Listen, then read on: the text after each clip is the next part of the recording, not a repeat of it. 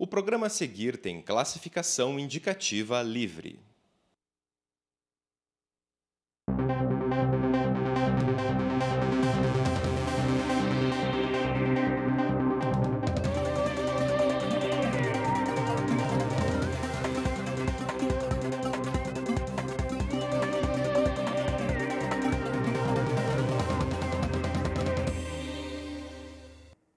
Olá, seja bem-vindo ao Plural. O assunto de hoje é a virgindade.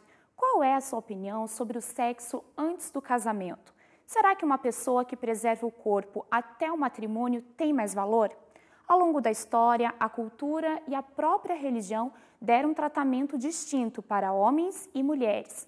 E na sexualidade não foi diferente. Será que essa desigualdade já foi superada? O que é importante na iniciação sexual de um jovem? Nós vamos conversar sobre esse assunto com a mestra em Sociologia pela UFPR, Nicole Kohlroas, e também com o pastor e teólogo Edson Lendes. Muito obrigada pela presença de vocês. Obrigada a você. Obrigado a você. Nicole, a gente conhece a nossa era atual como liberdade sexual, né? Tratada como uma era de que tudo é mais permitido e aberto.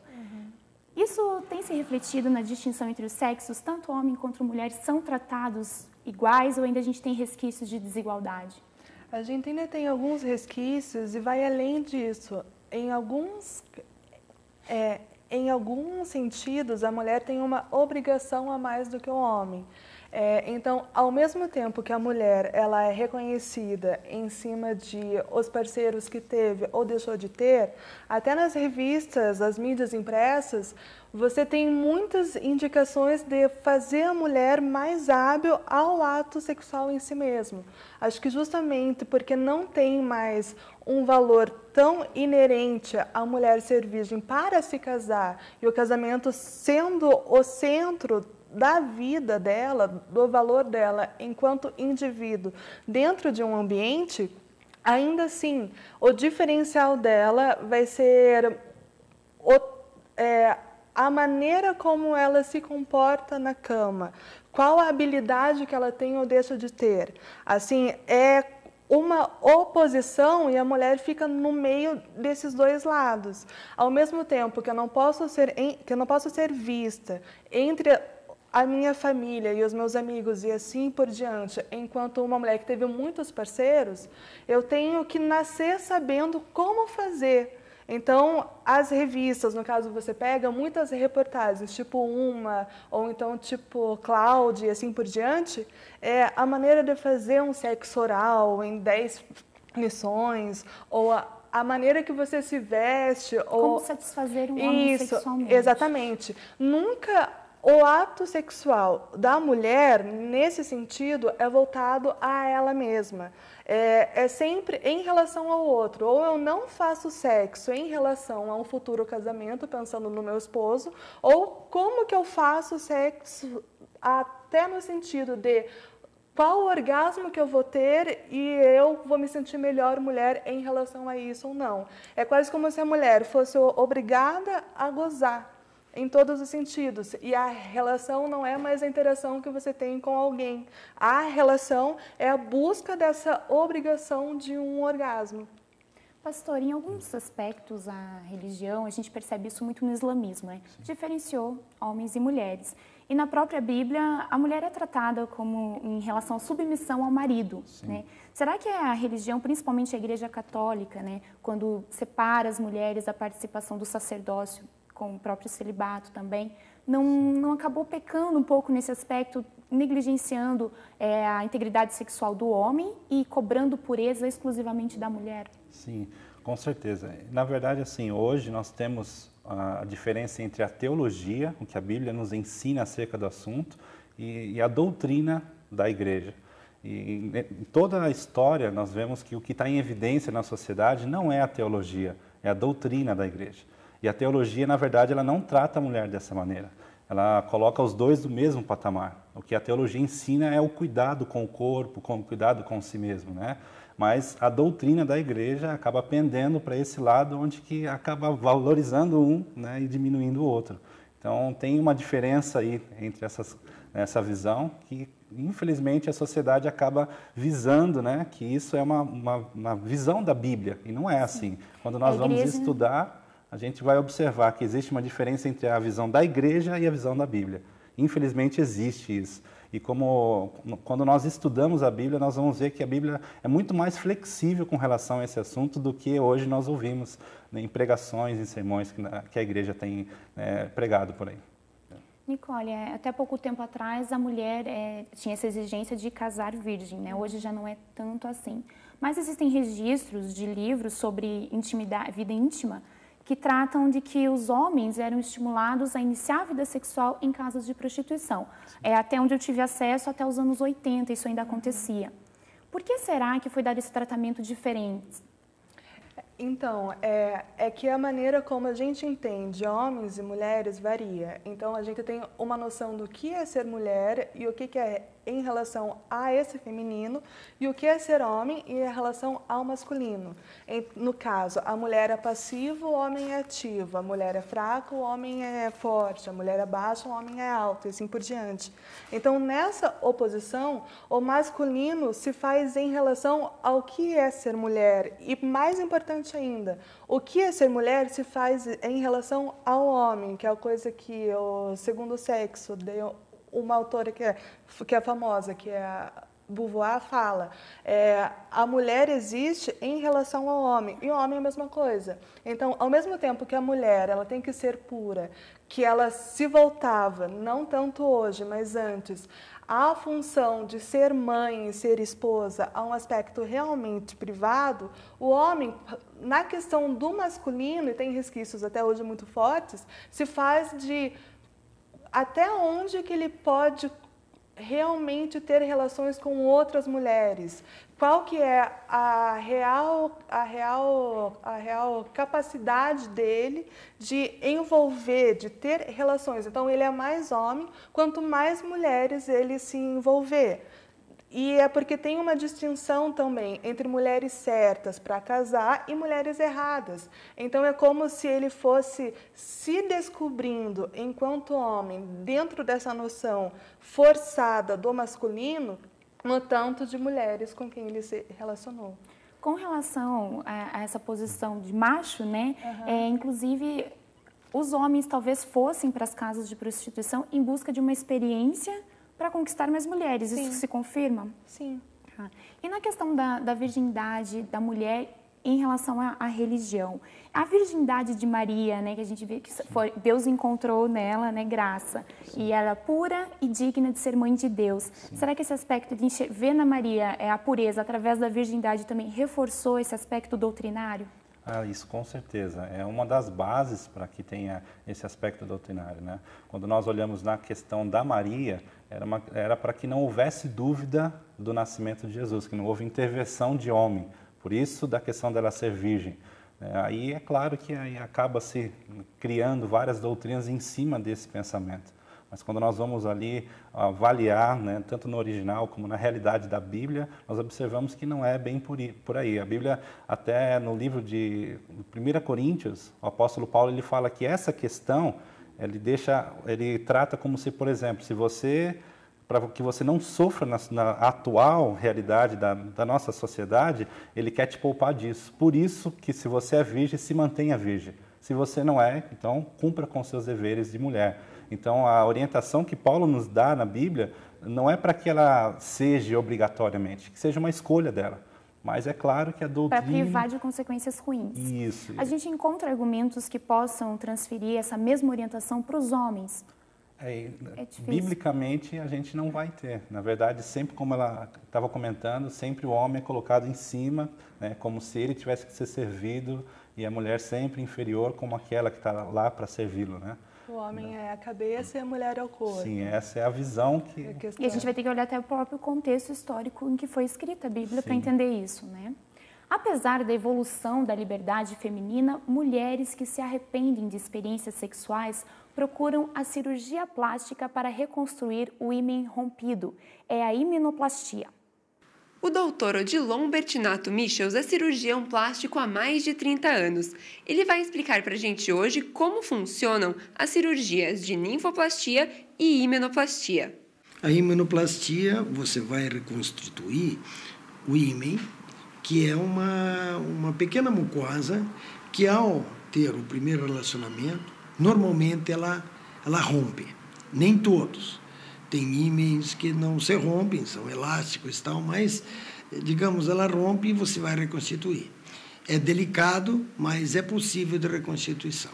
A ninfoplastia é diferente. A ninfoplastia, o pequeno lábio é ou hipertrofiado, ficam grandes e muitas vezes dificultam até a higiene, ou é crescido de um lado e não do outro, então fica grande também, ou como outro dia uma mocinha muito magra esteve no consultório e ele era tão hipertrófico que transparecia no biquíni e que justificaria, por esse caso, retirar. Isso é a mucosa, fica entre pele e mucosa, bem na junção da entrada vaginal, e é passível de uma correção tranquila, hoje em dia muito procurada, eu diria.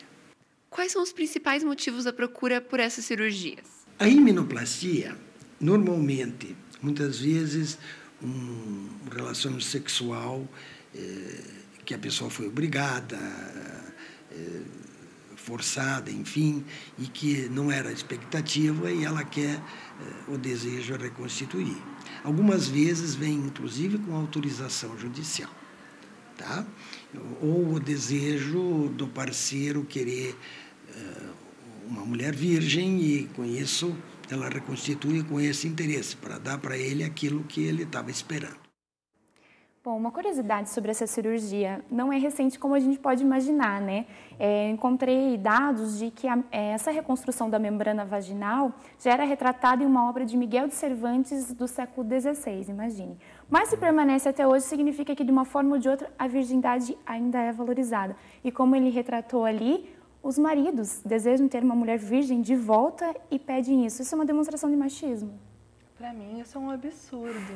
Assim, é uma opinião muito pessoal, mas qual a relação que existe entre esse homem e essa mulher se parte dele a necessidade, o desejo, o interesse de que a esposa passe por um determinado procedimento cirúrgico para novamente ter uma vivência de voltar a ser virgem em uma nova primeira relação que não é necessariamente confortável, traz um desconforto. Então, é o domínio em cima dela, é uma imposição de escolha quase. Pois é, nesse aspecto que chama atenção é que a mulher tem um sinal físico de que não é mais virgem, que é a membrana. O homem não tem, então se a mulher tivesse a mesma postura de querer ter um marido virgem, não haveria como. Sim. Agora, pastor, no aspecto psicológico, certamente a relação sexual, a primeira relação, ela acarreta a memória, né? Uma intimidade muito grande. Reconstruir uma parte do corpo não vai tornar a mulher virgem novamente. Com certeza, né? Até assim, quando nós observamos, que nem que ela comentou, se é o marido que pede isso para a mulher, eu concordo que é uma atitude machista da parte dele. Mas se é uma escolha da mulher fazer isso, por uma questão de querer dar ao marido um presente, né, querer dar uma experiência, aí eu acredito que é uma parte da mulher, aí é uma outra, mas com certeza eu acredito que não vai mudar nada no aspecto psicológico, né? Ela vai continuar, né, do mesmo jeito, e aquele primeiro momento que tiveram juntos, isso nunca vai mudar, é uma coisa que marca, né? Mas eu acho que mesmo quando a mulher quer dar esse presente, as mulheres podem ser tão ou mais machistas do que os homens. Sim. É uma visão da relação distorcida. Assim, é a coisa que eu brinco até. A mulher já fez tudo, ela já fez o alisamento, ela já é loura, ela já usa lentes de azuis, ela já fez plástica, já pôs silicone, ela já vai malhar, ela, como se fosse um tipo de mercadoria, é um super produto. Já fez tudo, o que mais que falta? Vou fazer plástica estética na minha vagina. Além disso, o que mais que falta? Vou dar um presente para o meu esposo, vou voltar a ser virgem para ter uma primeira relação com ele. Quando, na verdade, é muito mais raro encontrar homens virgens do que mulheres, né? Sim. Então, as mulheres, elas acabam sendo mais tolerantes diante dessa realidade, né, com os homens. Elas jamais vão conseguir exigir, de alguma forma, que eles voltem a ser virgens. E o próprio apelo estético é menor, né? Sim, eu acho que a questão inversa nisso também. No caso de oposição, as mulheres não iriam se sentir tão, assim, elas não iam ser tão receptivas, ou elas não iam ter uma demanda, de acordo com as relações de gênero que existem hoje em dia, de que um homem fosse virgem. Não ia ser um tipo de preferência. Assim, ia ser justamente o oposto. O homem tem, se tivesse uma inclinação para mulheres virgens, mas as mulheres da cultura como é posta hoje não têm uma inclinação a homens virgens. Claro, dentro de algumas religiões, no caso, mas são as exceções à regra. As mulheres, para se sentir seguras e assim por diante, é o oposto. Elas talvez vão exigir, não, mas elas vão realmente buscar um homem mais experiente, que faça elas se sentirem seguras, que possa atingir a questão ativa dentro dessa relação sexual. Como a religião enxerga a sexualidade? Nós vamos falar sobre isso daqui a pouco.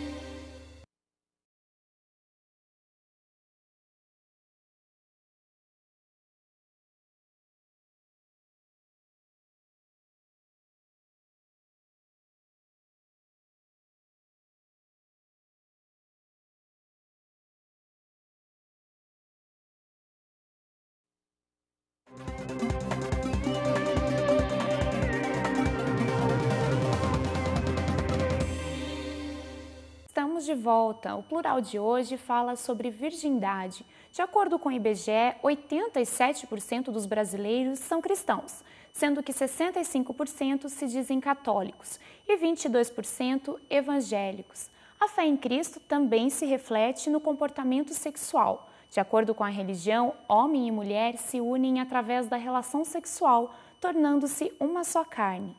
No catolicismo, o sexo aparece como função reprodutiva e só é permitido depois do casamento. E uma curiosidade, o Velho Testamento fala em virgindade 700 vezes. Pastor, a questão do sexual é um elemento muito forte na Bíblia, né? Por que exatamente o cristianismo entende que o sexo antes do casamento não é apropriado? Bom, quando nós partimos assim, do ponto que a pessoa em si, quando vai entrar no casamento, ela não vai entrar no casamento para simplesmente sair em um momento determinado. Ela pensa em casar com uma pessoa que vai passar por toda a sua vida. Então, pensando nisso, a nossa orientação é que ela se cuide, saiba como escolher a pessoa certa, porque ela vai viver com essa pessoa por muito tempo. Para não correr o risco de ter aquela separação que causa tanto problema, tanto psicológico, como se tiver filhos vai causar problemas na família. Então a nossa orientação com relação a isso é justamente para isso, é para poupar a pessoa de futuros problemas. Por isso que a gente orienta ela a se poupar antes do casamento. Esse pensamento, ele se repete em outras religiões também? Não, na verdade, a gente volta na questão da doutrina. Algumas igrejas elas vão ser bem radicais com relação a esse tema. Você não pode ter nenhum tipo de relação, você não pode fazer nada antes do casamento. Algumas religiões vão bater forte nesse tema. A nossa orientação é para que se cuide, né? Então, infelizmente, algumas não seguem ao pé da letra aquilo que a Bíblia nos orienta. A Igreja Católica, me corrija se eu estiver equivocada, mas a Igreja Católica ainda entende o sexo como uma função reprodutiva. Já a Igreja Protestante não. Entende que Deus também criou o sexo por prazer? Sim. E, na verdade, é claro que quando nós pensamos no sexo como um cristão, a gente não pensa no sexo só por causa do prazer em si. Nós pensamos no ápice, né, de uma união, onde duas pessoas que se conhecem, que se respeitam, que se completam, que se amam de verdade, elas têm uma relação saudável. Esse é o nosso ponto de vista. Não é só por uma questão de prazer, porque isso não precisa, né, prazer existe em diversos. E se a gente for pensar no sexo só como prazer, então o casamento ele não é algo completo. Por isso que nós pensamos nesse ponto de vista, de que você precisa ter essa relação prazerosa sim, para você ter um tempo bom com o seu companheiro, com a sua companheira, né? Mas que seja algo consciente, não só por causa do prazer em si. Seria o ápice de uma união, de uma intimidade, que você só teria com uma pessoa, né? Isso. Entendo. Nicole, ao longo da história da igreja, a gente percebe muitos indícios de que a sexualidade foi tratada como um campo sujo, né? Sim. O feio, o sujo, não vá lá. né? E é uma certa distorção, porque é uma necessidade fisiológica e emocional do ser humano, né? Sim. Aí, trazendo para a Igreja Católica, no caso do celibato, né, eles excluíram pessoas, mulheres em princípio, mas pessoas que poderiam exercer o sacerdócio dentro da igreja, que poderiam se doar por essa causa, porque pessoas que preferem casar, se unir, enfim, ter uma vida sexual também. Será que esse aspecto não pode ser considerado um equívoco da igreja, já que daí a gente vê distorções como pedofilia e até casos de padres que têm mulheres escondidas nas paróquias? Sim, eu acho que é bem essa abordagem que você deu. É uma parte importante da nossa vida. Então, o ato sexual em si, assim, o meu ponto de vista, dentro ou fora do casamento, com alguém que você seja muito íntimo ou que você esteja apenas se envolvendo, não se casando, enfim, é uma necessidade importante, faz parte da nossa experiência e é uma parte diferencial do nosso amadurecimento mesmo. Então, você simplesmente negar a uma pessoa, independente do motivo que for, vai ter consequências e às vezes muito sérias, que você não possa viver uma parte tão importante de um lado, você vai acabar indo para a margem de si mesmo, e no caso, os exemplos que você deu. Eu, enquanto padre, não posso me relacionar com uma mulher, mas eu acabo vivenciando isso de uma maneira doentia junto com adolescentes e jovens que não iriam estar preparados a isso. Se, assim, eu não sei, você vai saber melhor, mas que em questão histórica, acho que não foi desde o início da Igreja Católica que realmente era demandado que as pessoas não se relacionassem, não vivenciassem o ato sexual. Então, acho que no início não era, daí a diferença que você falou, a diferença de dogma para a diferença da leitura que você faz de um texto, no caso, bíblico. Isso, da Bíblia. No caso, essa questão do padre, ele se baseia no que Paulo falou no mesmo texto que eu citei, né, de Coríntios.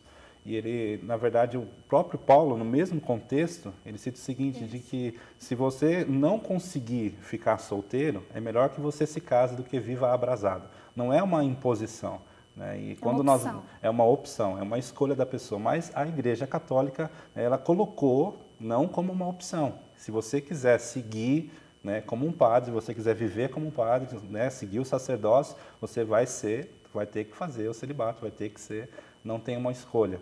Mas, para nós, né, a Igreja Evangélica, nós entendemos isso, de que não é um mandamento, não é uma ordenança. Muito pelo contrário, se um ser humano não tiver relações sexuais, ele vai desenvolver outras dificuldades na sua vida. Isso completa o ser humano, né, mas ela não é o tudo, né, como para algumas pessoas, ela vive em função do sexo. Então, Pois é, alguns teólogos, inclusive do catolicismo, defendem que essa relação a dois do casamento enriquece e amadurece muito a pessoa. E que poderia trazer benefícios para o pastoreio, no caso dos padres, né? Para eles darem melhores orientações para os casais vivendo isso. O senhor concorda com isso? Será que a Igreja Católica poderia rever esse aspecto do celibato e, com isso, seria uma igreja mais saudável? Com certeza, porque aí o padre teria a opção de ele teria a oportunidade de vivenciar o que é família, né? Talvez ele já vivenciou como filho, mas não como pai, como marido. E é bem diferente orientar um jovem como marido do que simplesmente só como um pastor. Se eu for orientar como um pastor, eu não vou entender exatamente o que é a figura de um pai, a figura de um marido. Agora, se o padre tivesse essa opção, com certeza iria evitar muitos problemas, iria, né, trazer uma maior experiência para aqueles que são orientados por eles, né? Os jovens estão ingressando na vida sexual cada vez mais cedo. Por outro lado, cresce o número de páginas na internet e cursos religiosos que incentivam a castidade. João Carlos Oliveira e Fernanda Araújo estão juntos há 2 anos e meio. Eles fazem parte de uma igreja protestante e ministram um curso sobre integridade sexual para jovens que ainda não casaram. Fernanda é a responsável pelo curso para meninas e explica que esta integridade, segundo a igreja, não é só física. A integridade ela é um equilíbrio, né, entre 4 partes. seria a parte mental, né, o intelecto da pessoa, a parte espiritual, a parte física e a parte emocional do ser humano, né? Isso seria integridade, porque é como se fosse uma mesa, né? Se uma dessas áreas ela estiver em desequilíbrio, a nossa integridade ela vai escorregar dessa mesa. Segundo eles, não fazer sexo antes do casamento pode ser uma tarefa difícil para alguns casais. A pressão da sociedade pode influenciar a escolha do jovem e desviá-lo dos princípios da igreja. Nós entendemos que o sexo é para ser feito dentro do casamento, dentro de uma aliança, onde ali há a bênção de Deus. Né? Ele sendo feito fora do casamento, você não está debaixo da bênção de Deus. Né? Ou seja, você não tem tudo aquilo, você não está aproveitando ele ao máximo. Né? Hoje em dia, propaganda de quase qualquer coisa, você vê uma mulher seminua, ou um homem mostrando um corpo sarado e tudo mais. Né? Então, certamente, hoje para o jovem é mais difícil. O catolicismo e o protestantismo são contra o sexo antes do casamento. Mas, ao contrário do que muita gente pensa, existem várias religiões que não condenam a prática. O budismo é uma delas e considera que as escolhas de cada um devem ser construtivas e equilibradas. O budista pode tomar as próprias decisões em relação ao sexo, mas sempre consciente das consequências. Já para a Umbanda, o sexo é considerado uma prática natural. Nenhuma dessas religiões permite o adultério. No islamismo, o que é aceito é a poligamia, o que permite que o homem se case com até 4 mulheres. Para os muçulmanos, o sexo sempre deve ser feito dentro do casamento, seguido de um ritual de purificação. Pastor, essa abertura para falar sobre sexo dentro da igreja é um tanto inédita, né? Porque apesar de sempre a igreja dizer é proibido, explicar como esse curso se propõe é raro. É raro. Na verdade, assim, a proposta do curso é como a moça explicou ali, né? É a questão de você trazer uma orientação para a pessoa. Que não adianta de nada a pessoa se casar virgem, mas todo o contexto da vida dela não tem nada a ver com o que ela fala, com o que ela vive. Por exemplo, ela fala de Deus, ela fala acerca da palavra de Deus, mas ela não vive nada de acordo com aquilo. Então não adianta de nada se casar virgem. No nosso pensamento, a questão de casar-se virgem é uma questão pessoal. Ela escolheu, e uma questão de honrar, né, algo pessoal dela. Fala assim, eu escolhi honrar a Deus com a minha virgindade. E isso aí, que nem a minha esposa se casou virgem. Mas por qual motivo? Porque ela escolheu. Foi uma escolha dela. Para mim foi uma alegria saber de que eu fui o primeiro e sou o único homem da vida dela. Mas não quer dizer que isso é uma regra. E quando nós olhamos essa questão do assunto dentro da igreja, eu sou totalmente a favor de que se oriente os filhos, de que se eduque os filhos nessa área, para que ele não vá tomar uma decisão imposta. Você tem que ser virgem, tem que se casar virgem, às vezes sem saber o porquê que ele está fazendo aquilo. Quando não se tem uma educação antes, a religião acaba estragando a mentalidade da pessoa e pode causar algumas consequências. Porém, quando se tem uma educação e a pessoa escolhe, eu vou me casar virgem, aí ela está fazendo algo conforme a Bíblia diz. Eu escolhi, e é o que a Bíblia sempre ensina, você precisa escolher algo e não fazer por imposição. E quando isso acontece, aí aquilo que a moça estava comentando, ela realmente ela vive isso, né, na íntegra. Nicole, a gente já falou que a Bíblia trata homem e mulher de maneiras diferentes, né? A gente sempre vai ver uma imposição maior para a mulher. Mas nessa igreja o curso é para meninos e meninas. Para nós mulheres, será que isso já é algum avanço? Pelo menos os homens também estão sendo cobrados de uma certa conduta? Ou que, já que eles querem algo da mulher, a mulher também pode esperar algo do homem? Iria ser um avanço, mas, na verdade, para mim seria, meu ponto de vista, né? Eu acho que avanço real iria ser que não tivesse nem o debate se é uma escolha, se é uma imposição ou se é o quê. Que homens e mulheres não tivessem que se preocupar ou não, tanto se são obrigados a fazer sexo ou se têm que escolher ou são obrigados a não fazer sexo. Eu acho que o fato dos homens também, ao menos dentro das igrejas, buscarem alguns se casar virgem, eles não levam a mulher ao mesmo nível. Acho que os dois acabam descendo de nível para se encaixar nisso. Eu acho que um casamento não vai ser melhor ou não vai ser pior se um dos dois for ou não virgem. Eu acho que podem ter ótimos casamentos, riquíssimos, que os dois sejam cúmplices e eles vivenciem coisas maravilhosas juntos, sendo que os dois não se casaram virgens. Do mesmo jeito que pode ter alguns casamentos que os dois, mesmo tendo escolhido se casar virgens, não consigam ser cúmplices e ter essa mesma relação. Eu acho que a virgindade em si não é um diferencial para a qualidade de um casamento. É a relação que você busca com a pessoa. Não é um fator determinante. Exatamente. O senhor quer acrescentar alguma coisa, pastor? Então, na verdade, quando nós pensamos nessa questão, a gente ensina a pessoa na igreja não para que ela, por exemplo, ela escolha orientada por aquilo que a gente comentou. A gente deixa claro o que a Bíblia nos ensina, né? E o quanto é saudável isso. Quando a gente pensa a questão de você casar-se virgem, não é uma questão só de você estar honrando a Deus ou cumprindo com a palavra de Deus. É uma questão de você guardar o seu próprio corpo, evitar traumas. Eu conheço muitas pessoas, a minha irmã é uma delas, que na sua adolescência ela teve alguns relacionamentos antes de se casar com pessoas que simplesmente usaram ela como um objeto. Não eram pessoas que queriam ela como mulher, queriam ela como objeto para um tempo ou uma relação sexual. Por isso nós orientamos a pessoa a tomar esse cuidado para que ela não seja um objeto, mas ela seja uma mulher, uma esposa amada e honrada, como a Bíblia nos ensina. Seria um zelo com o próprio corpo, com a pessoa, independente da situação. É que eu acho que é uma oposição muito fácil. Então, ou você é uma mulher e se casa virgem, ou você tem uma relação antes de um casamento e você é um objeto. Não, você pode ser uma mulher completa, com relações muito saudáveis, fazendo sexo com outras pessoas antes do casamento, ou você tendo uma vida sexual ativa muito saudável sem nunca se casar. Eu acho que não é essa, assim, ir para essa oposição é muito fácil. Então se você fizer sexo antes do casamento, se fizer sexo com pessoas que não vão ser o seu futuro esposo, você obrigatoriamente vai ter traumas, não vai ser saudável, não vai ser uma experiência. Não pode ser uma oposição tão fácil. Assim, você tem que achar o meio termo. Nós já voltamos a falar sobre isso. Nós vamos fazer uma breve pausa e depois do intervalo a gente continua.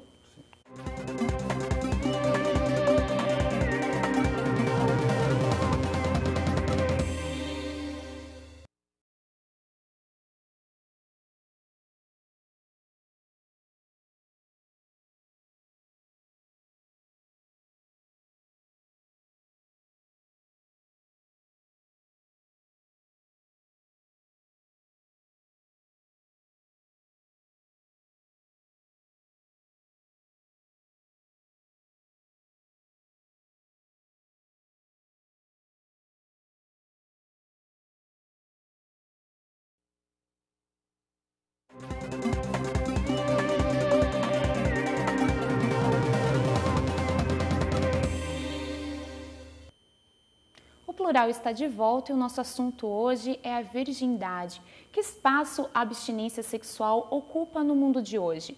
No século XIX, a Inglaterra enfrentou um grave problema: a crença de que as doenças sexualmente transmissíveis poderiam ser curadas através da relação com uma virgem. Chegamos ao século XXI e esse cenário ainda se repete na África. Exemplos brasileiros mostram que, de uma forma ou de outra, a sociedade atribui valor à mulher virgem. No ano passado, uma moça catarinense resolveu leiloar a virgindade. Um japonês chegou a oferecer R$1,5 milhão, mas na última hora ela desistiu. Nicole, que explicação sociológica a gente pode dar para essa questão? A moça estava praticando a venda do próprio corpo e tinha homens dispostos a pagar milhões. Eu acho que a questão justamente... Isso remete à venda do corpo, que não é recente, não é com o advento da internet, das mulheres vendendo essa suposta primeira relação que inovou, é aquela antiga profissão, a mais velha do mundo. O diferencial das mulheres virgens volta àquilo. Eu, enquanto uma mercadoria que estou literalmente à venda, qual que é o meu diferencial de mercado? Então, se hoje em dia todas as mulheres têm a liberdade ou até algumas vezes a imposição ao ato sexual, qual que é o meu diferencial? O meu diferencial no mundo: eu sou uma mulher brasileira, maior de idade e sou virgem. Em relação às outras mercadorias, que seriam as outras mulheres, a atenção que eu tenho das outras pessoas que também querem me comprar aumenta o meu valor, oferta e a procura. Então, quanto mais lance ela tivesse, mais ela estivesse sendo disputada por outros homens, maior o valor. É realmente a mulher se colocando enquanto assim, explicitamente um produto à venda. Quais são as minhas características enquanto produto e em que medida eu posso me diferenciar a oferta e realmente procura em relação às outras mulheres. Então, eu, enquanto virgem, sendo disputada por outros homens. Se tivesse sido meia dúzia de homens interessados, o valor iria ter sido muito menor. Como foram centenas, dezenas, não sei, aumentou muito. Ainda mais, quando ela foi divulgada, ela teve uma assessoria de imprensa em cima de que ela virou notícia, aumentou muito mais o valor. O nível que eu vou me sentir homem, eu já tendo recurso e eu já tendo tirado a virgindade dessa mulher que virou notícia e era virgem. É essa busca, é esse o valor que foi pago. E ela desistiu, mas depois acho que ela voltou, não é? Que o dinheiro ela ia usar para uma causa social. Ela queria aumentar os valores, Isso. Queria receber lances maiores. Nossa equipe de reportagem foi às ruas para saber o que as pessoas pensam sobre esse assunto. Acompanhe. Olha, eu sou muito na verdade, eu quero ser direito.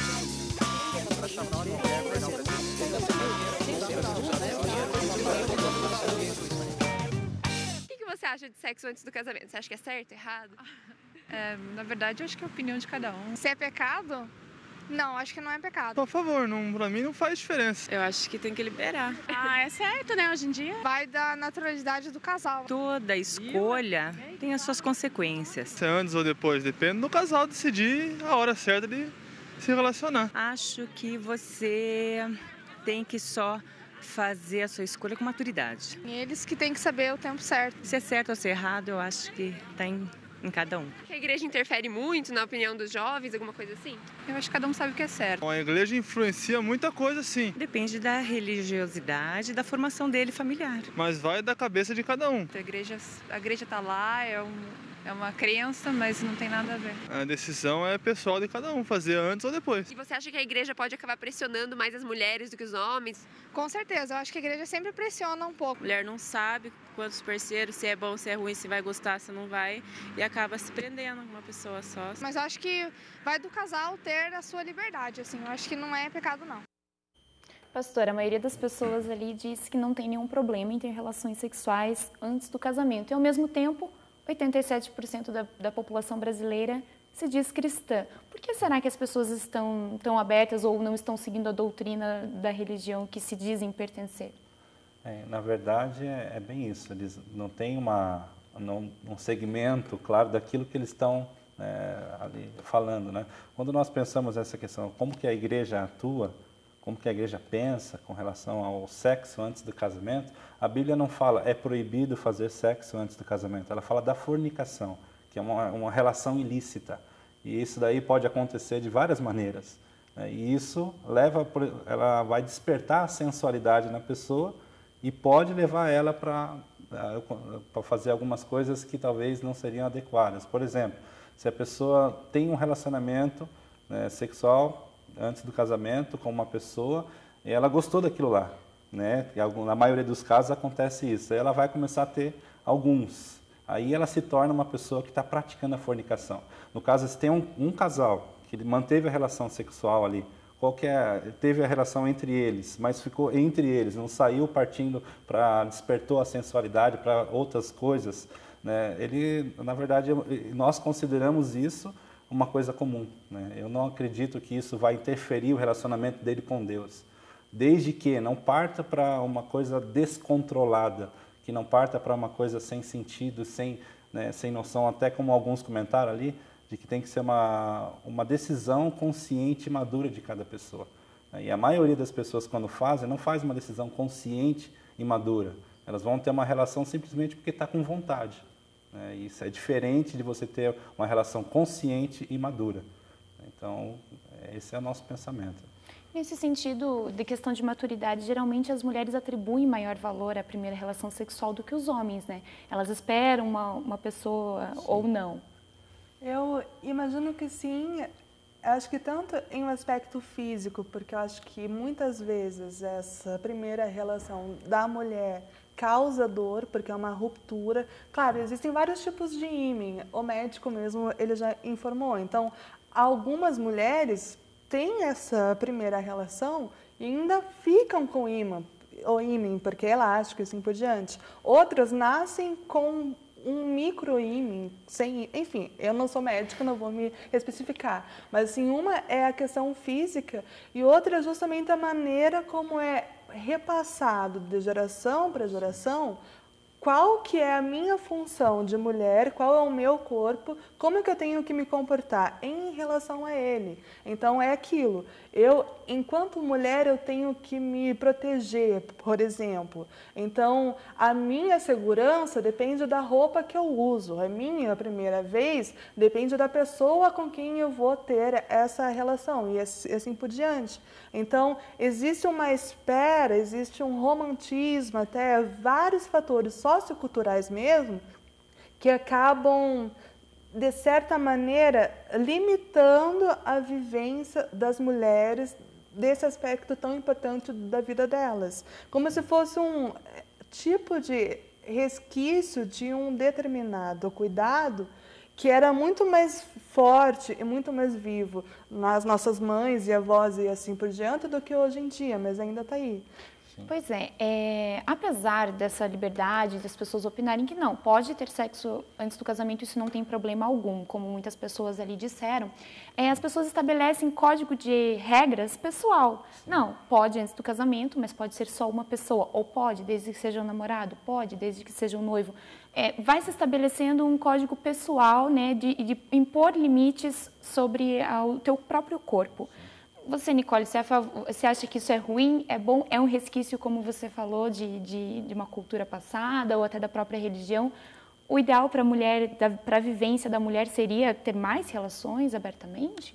Eu acho que ser a partir do momento que eu estou realmente consciente das implicações que esse ato pode ter, que eu consiga arcar com as consequências desse ato e que eu esteja realmente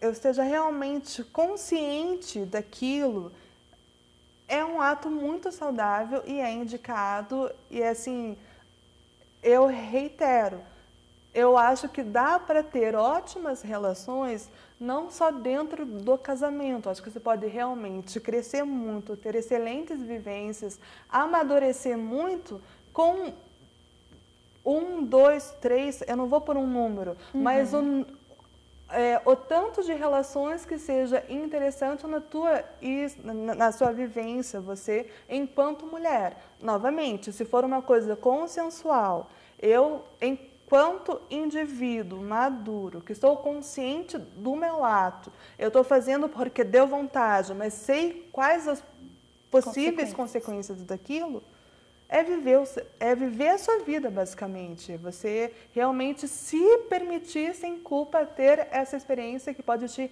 enriquecer muito. Pastor Edson, religião à parte, hoje os jovens estão ingressando na vida sexual muito cedo, né? As meninas com 13 ou 14 anos e os meninos com 15 ou 16. Nessa idade, ainda falta maturidade física e emocional.